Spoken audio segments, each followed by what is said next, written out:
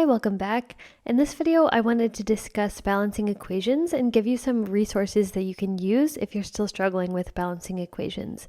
Remember, the whole reason we balance equations is so that we can follow the law of conservation of mass, where we need equal numbers of atoms on either side of our equation so that we follow the law of conservation of mass that says that matter cannot be created or destroyed. And that's really hard for some students who are visual learners because it may be hard to picture that in your head as you're trying to balance an equation.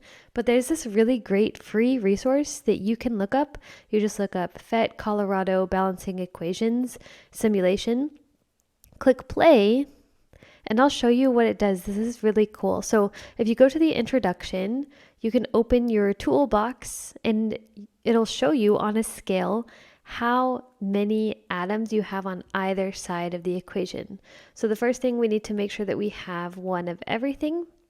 And you can clearly see visually that either side of our reaction is not balanced. On one side we have 2 atoms of nitrogen, and on the other side we have 1.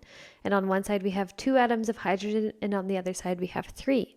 So we can move these numbers, the coefficients, to count how many atoms we have and to balance our equation.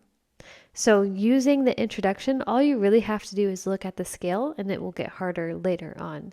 So again, we add 1 of everything. We see that our oxygen is not balanced correctly. We need more oxygen on the left-hand side, which means we need to change this number to 2, but that changes our hydrogen. So then we need to change this number as well. So you can play around with this. It's really easy to look at and to set up. If you want to challenge yourself, you can go to the game. There's different levels. Level 1 is very easy. Level 3 is kind of tricky. I'll just show you medium level 2 real quick.